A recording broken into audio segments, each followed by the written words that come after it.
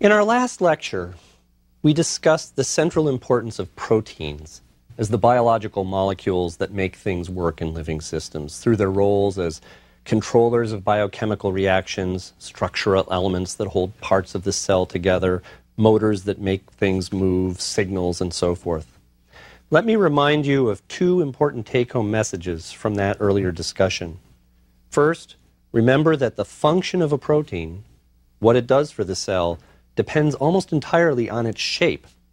The three-dimensional configuration of each protein determines its physical and chemical properties, which in turn allow the protein to serve its unique function. Second, remember that the three-dimensional shape of a protein depends almost entirely on the linear sequence of the building blocks, the amino acids that make up that protein. There are 20 different kinds of amino acids. An average protein might have a few hundred amino acids, and if you get the right sequence of those few hundred amino acids, the shape of the protein emerges. So proteins are the workhorses, their shapes determined by their sequence. How do we get a protein of a particular sequence built? Now, there are two questions here that we need to start addressing. Of course, very related. First is, what is the blueprint that we're going to use to build proteins physically made of? That is, what kind of molecule is it? And second, how does that blueprint, how does that molecule actually work to code information about the sequence of amino acids in a protein? It's the first question that we're going to address in today's lecture. What kind of molecule serves as the blueprint for making proteins? Now, on one hand, that question seems like it's pretty simple. But interestingly, that was one of the questions that really defined molecular biology in the 20th century. What we really want to know, and the big picture that we're aiming to go to here eventually, is how this blueprint acts as a code for making proteins. But before we could understand how the code works, we had to understand what the code itself is actually made of. And this is the smaller piece of the puzzle we want to understand next. Now, of course, today, everybody knows the simple answer to this question. We all know that the code is something that we'll call a gene. These genes are found on chromosomes. We've all heard this. And we also know that these genes somehow involve DNA. Now, these first two parts, that genes, or what we now call genes, were where the code resides, and more importantly, that genes somehow were on chromosomes, actually was already known at the very beginning of the 20th century. This was known from the work of early cell biologists. Walter Sutton and Theodore Boveri are actually two of the most important here, who discovered that the particular and somewhat peculiar movement of chromosomes that occurs when cells divide to make reproductive cells, cells that we call gametes, that are involved in sexual reproduction, that the movement of chromosomes during that event corresponded to patterns of transmission of traits between parents and their offspring. These patterns of trait transmission between parents and offspring actually had been discovered earlier by the Austrian monk Gregor Mendel, and we're going to talk about his work in just a couple of lectures. So they knew about Mendel's work, they saw how chromosomes moved, and they developed what's now called the chromosomal theory of inheritance, which basically means the way the chromosomes move is somehow related to the way that inheritance occurs, and therefore, following the concept that we're trying to develop here, somehow related to how information is stored. The information has to be on chromosomes. Okay, so we know that chromosomes are made of DNA, but how do we know that? And are they really made of DNA? Let me begin to explain how that became known by going back again to the earlier part of the 20th century to the work of an English physician named Frederick Griffith. Because this experiment that I'm about to describe really provided the first insight into how to get at the chemical nature of genetic information. Now, Griffith was a physician, and he wasn't interested in the molecular basis of inheritance or the molecular basis of genetics at all. Instead, he was addressing a much more applied problem. He was studying Streptococcus pneumoniae, which is a bacteria that, as its name suggests, causes pneumonia in humans. What Griffith wanted to do was develop a vaccine against this particular organism, because pneumonia caused by this organism actually often proved fatal. This was before the advent of antibiotics. Now, as often is the case for disease-causing bacteria, there were different strains of this particular organism that varied in their virulence. In other words, they varied in how likely they were to induce the disease and thus to cause death. Griffith was working with 2 strains of Streptococcus pneumoniae. And let me just name those for you. He was working with what we call the S strain on the one hand. This is a virulent strain. This is a deadly strain. Okay? It's called S because if you grow it in a colony on a little agar plate, it actually looks kind of shiny and smooth. So he called it the S strain, the shiny strain. And this is the deadly strain. And then he had another strain, which he called the R strain, which was non-virulent. If you got the R strain, you might be a little sick, but you wouldn't die. It wasn't a big deal. It's called the R strain because this strain of bacteria, if you grew it in a little colony, looks kind of rough on the surface. So it's called the R strain. Now, an important thing to note is that these strains of this bacteria did what we call breed true. In other words, as they reproduced, their offspring had the same properties as they did. In other words, S strain bacteria gave rise to more S strain bacteria, and so on.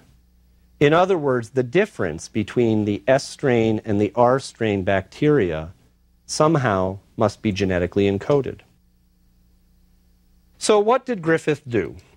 Well, Griffith was using the approach that was pioneered much earlier by Louis Pasteur, which was to take the organism that you wanted to develop a vaccine for and kill it so that it no longer could harm you, but nonetheless would perhaps induce some sort of immune response if injected, say, in a subject. So the idea was to take S-strained bacteria, kill them. And the way that Griffith did this, the common way to do this, is you just heat them up in solution and they all die. And then you take these dead S-strain bacteria and you inject them, say, into a laboratory mouse and see if that mouse develops immunity. The mouse wouldn't die if you injected S-strain bacteria that had been killed because they're dead. But the parts of the bacteria that are injected might nonetheless induce an immune response by a mechanism that we'll get to briefly very much later on in the course. This is a great idea, but it didn't work. And it often doesn't work. In other words, there wasn't enough left somehow of these dead S-strain bacteria to induce an immune response. So if you inject these in a mouse and then inject live S-strain bacteria, the mouse would die. It didn't become immune. Now, another common technique that was used then and now to develop immunity, to develop some sort of vaccine, was to inject not only the dead offending organism, but some related organism that was less virulent, in this case, the R-strain bacteria. The idea here is that the live R-strain bacteria, because they're alive, will induce the organism to develop a full immune response, but it's not going to kill the organism, and that development of a full immune response will somehow pick up some immunity to the dead S-strain bacteria. This is a common technique, and it often works. So what Griffith did then was he killed some S-strain bacteria and injected those S-strain bacteria in with living R-strain bacteria and saw what happened to the mouse. What he hoped would happen is that the mouse would develop immunity to the S-strain. But what happened instead was very unexpected and unfortunate for the mouse. The mouse died. Now, this is a surprising result when you think about it. It's highly unexpected because what's being injected into the mouse are dead S-strain bacteria that wouldn't kill the mouse and live R-strain bacteria that wouldn't kill the mouse. So nothing was injected in the mouse that should kill it, and yet the mouse died. What Griffith found out when he dissected the mouse was that inside the poor dead mouse were living S-strain bacteria. He injected dead S-strain, and when he took the mouse apart, he found living S-strain. What Griffith concluded from this work, and correctly, was that somehow the living R-strain bacteria had taken up something from the dead S-strain bacteria. They had incorporated part of the dead S-strain bacteria into them, and that somehow transformed the R-strain into the S strain. Griffith later showed that you didn't even need the mouse. You could do this in a beaker. If you put dead S strain and live R strain bacteria in a beaker, the live R strain, some of them, would become transformed into live S strain bacteria. So these bacteria then were incorporating material, and that's an interesting process on its own. But from our point of view, what's really interesting is that the material that they incorporated must somehow be genetic material. It must somehow have information in it. Because how else could the R strain bacteria now become virulent like an S strain bacteria? The difference between S and R had to have something to do with genetically transmitted information. So the transformation of the R into S by accumulating or acquiring something from that S must involve genetic information. That's a very interesting finding. What Griffith did was he left it there. I mean, of course, this was only 1929 when he was doing this work. He said that he had discovered what he called transforming principle. The transforming principle in this sense being the stuff, whatever it is, that turned living R strain into living S strain that they took from dead S strain. Our interest in this, and in fact the interest of the scientists who followed this, was that somehow this transforming principle, this transforming stuff, must be genetic material. So all we had to do then is find out what the transforming principle was made of, and we'd have the genetic material. So what kind of molecule was it? Scientists began to ask. Well, in the early part of the 20th century, when Griffith published this work, there was generally an assumption that the genetic material must be a protein. And why did they think that? Well, I mean, they thought it for the reason that we went through last lecture. Pretty much everything that happens in a cell, and they knew this even back then. They had already begun to understand the complexities and diversity of protein function and structure. Pretty much everything that's important that goes on in a cell is done by a protein. So it makes sense that if you've got something complex and important that's being done in a cell, like providing information in this case, then it's probably going to be a protein. Now, they had good reason to suspect even back then that proteins were probably involved specifically from the chromosomal theory of inheritance. Remember, I told you that people knew back then that the way that chromosomes moved corresponded to trait transmission in humans and other organisms. So chromosomes must somehow have the genetic material. So they asked, what are chromosomes made of? And they did some biochemistry, and they found out that chromosomes actually are made of proteins. And some nucleic acids, DNA to be specific. Now, by weight, if you analyze the content of a typical chromosome in a eukaryotic cell, there's 5 to 10 times more protein than there is DNA. So they said, okay, there's a lot of protein in those chromosomes. That's consistent with the idea that it must be proteins.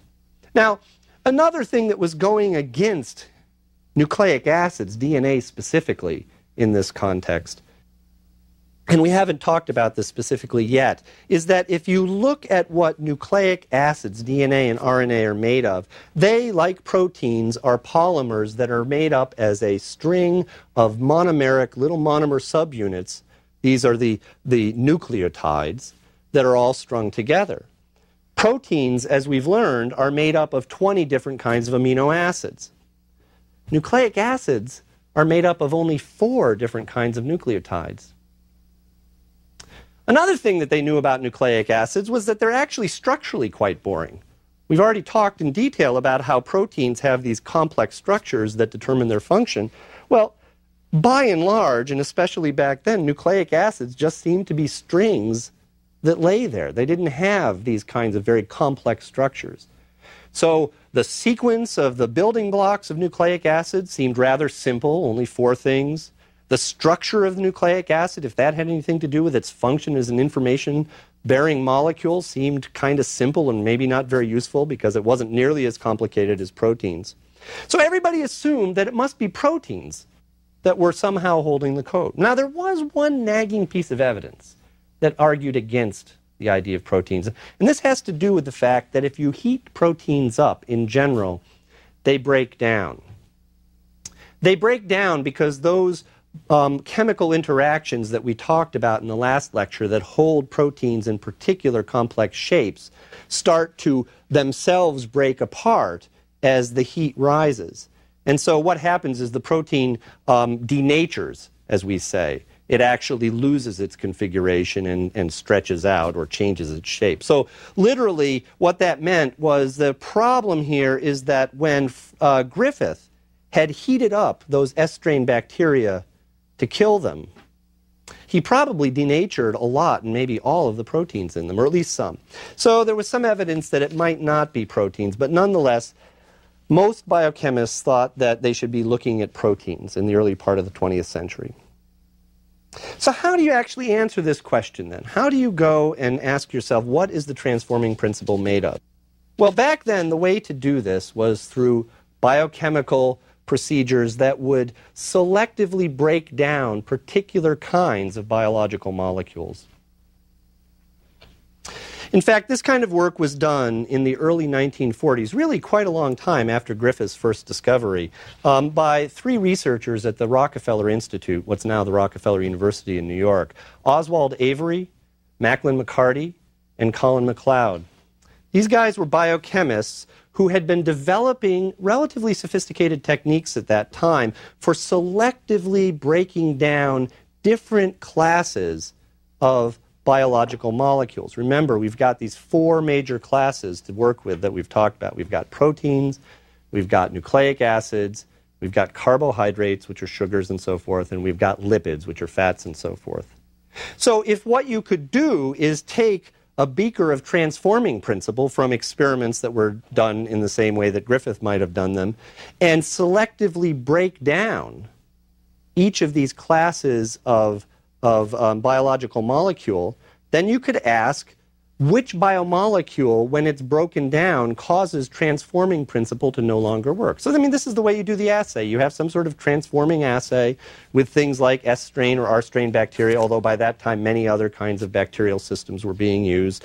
You extract from a solution some substance which you would call transforming principle if you were Griffith, and then you treat that solution biochemically in selective ways to selectively knock out the proteins or the nucleic acids or the carbohydrates or the lipids. And then you ask which one, when it's broken down, ends up causing transforming principle to no longer transform. So they did that, and here's what they found. They could break down the carbohydrates, no problem, still got transformation. They could break down the lipids, no problem, still got transformation. They could break down the proteins, and there was no problem, they still got transformation. But if they broke down the nucleic acids, the transforming stopped. And they concluded from that, and I think in a very straightforward way, that the transforming principle that Griffith had discovered therefore must be some kind of nucleic acid. Now, to me, that's pretty good evidence, but interestingly, in the 1940s, that result wasn't widely accepted, not for a couple of reasons. First of all, there was growing interest in protein biochemistry, and a lot of people were still focusing on the importance of proteins. So there was a bias against believing it could possibly not be proteins.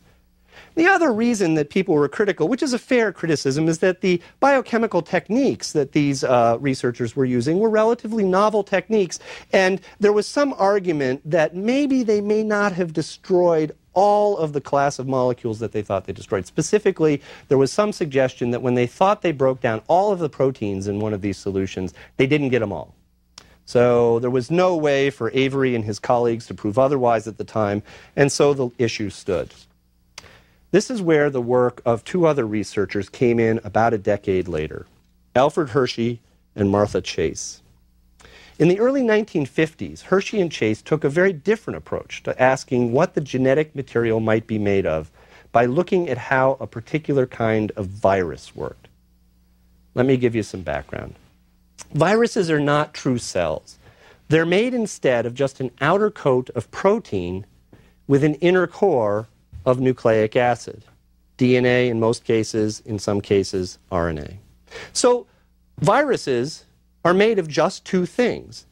Now, the way a virus makes its living is by attaching to a cell, say a bacteria cell, injecting something into that cell and taking over the machinery of the cell. So, for example, Hershey and Chase were working with a particular kind of virus called the T2 virus. That fact isn't important, but this was a bacteriophage, as we call it, a bacteria-eating virus, which makes its living by injecting something, taking over that bacterium, and using the protein synthesizing machinery of the bacterium to make more viruses. So viruses can't replicate themselves. They have to take over another cell. Clearly, then, what a virus must be doing is injecting some information.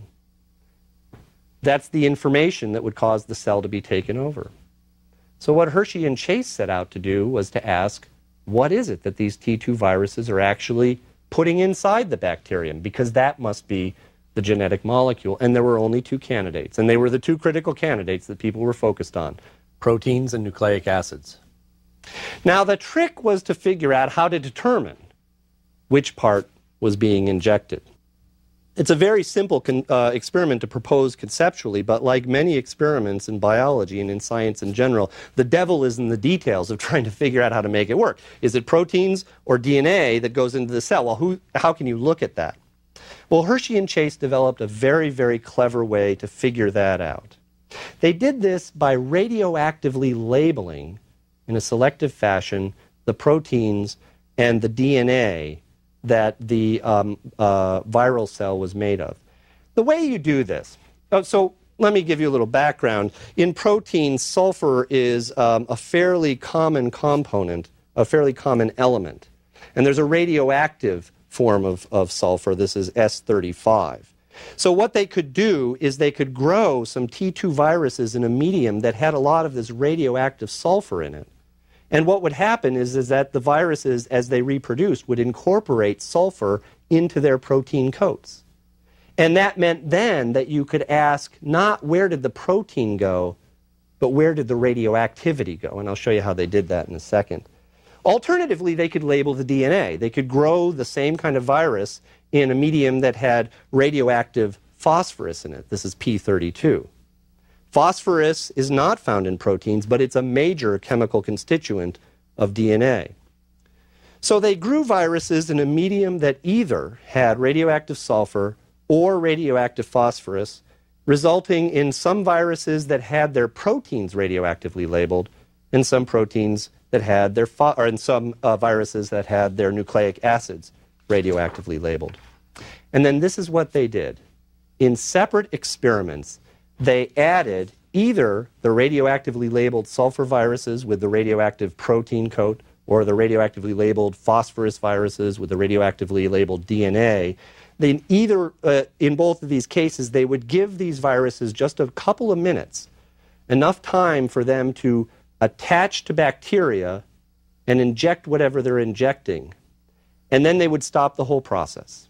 They'd give them just enough time to inject, but not enough time to actually take over the cell and cause it to build more viruses. And after, at the end of that process, by the way, what happens is that the bacterial cell essentially explodes and all the viruses come pouring out. So they gave it only a few minutes, about 20 minutes, and then they would put the solution in a blender, literally. And the idea is gently to blend these, and by agitating it, they could separate the outer coats of the virus that had been attached to the bacteria from the bacteria cells. So the bacteria has a virus attached, it injects something in, the virus injects something into the bacteria, they give it just enough time to do that, and then they agitate the solution to break off the viral coats, separate them from the bacteria, and then they put this solution in a centrifuge, which spins the solution around, and because of the action of the centrifuge, the heavier stuff will go down to the bottom of the centrifuge tube, and this would be the relatively large bacterial cell bodies, and the lighter stuff, which would be all the fluids and also the outer coats of the very tiny viruses, would remain up in the solution. So if you spin these things, if you centrifuge them just right, you'll get a little lump of stuff at the bottom of the tube, what we call the pellet, and that's going to be all the bacteria. And then you'll have the rest of the fluid in the tube, which will include the viral coats. And then what they could do, very simply, is ask, where's the radioactivity? Because they could pour off the fluid in one thing and ask, is there radioactivity in the pellet? Or is there radioactivity in the fluid? what's called the supernatant, actually, to be technical. And what they found was that if they radioactively labeled the sulfur marking the proteins, which are what the coat is made of, the radioactivity was found in the supernatant, where the viral coats were. If you radioactively labeled the DNA with phosphorus, the radioactivity was found in the pellet, where the bacteria were. Now, this is a very simple result, but it took the world by storm because it showed incontrovertibly that what these viruses were injecting in the bacteria, in fact, what had to be the genetic material, was nucleic acids, and specifically in this case, DNA. Hershey and Chase published these results in 1952, and it really caused a lot of interest. In fact, a whole bunch of biologists then in 1952 said to themselves, we better take a closer look at nucleic acids. And this is something that I want to do right now. Let's take a look at nucleic acids and see what they're made of. And then we're going to start asking how they actually work. Okay, so I want to now take a look at the building blocks of nucleic acids. These are what we call nucleotides. In fact, this is one of the reasons that nucleic acids are, in a sense, relatively simple. These nucleotides make a polymer, a string of building blocks, but there are only 4 types of nucleotides. Just as we saw with the amino acids, the 4 kinds of nucleotides all have some things in common and one thing that differs for the 4 different types. Each nucleotide building block has a sugar. This is called a pentose sugar. It actually forms a ring. Bonded to one part of this pentose sugar is something that we're going to call a phosphate group. This phosphate group is just a phosphorus atom with a bunch of oxygens around it. Bonded to another part of the pentose sugar is what we're going to call a nitrogenous base. It's the nitrogenous base that differs from nucleotide to nucleotide, because there are 4 different kinds of nitrogenous base. Now, before we move on, I just want to point out one thing that will become useful later on to know, and that is that organic chemists like to number carbons. They actually love carbons because, of course, organic chemistry is all about carbon, so they don't even write carbons down when they're drawing little structures of molecules. If you just see an intersection between lines, you assume there's a carbon there, and then they'll figure out some system for numbering carbons. And so we can number the carbons in the pentose sugar around the ring, beginning at an oxygen that binds the 2 sides of that ring. It goes clockwise from 1 to 5, with the last carbon sort of hanging off that ring, the 5th carbon. That's just something to keep in mind for later when we talk about how these nucleic acids form larger polymers. Now, there are 4 kinds of nitrogenous bases, and these can be classed into 2 different groups which differ in size.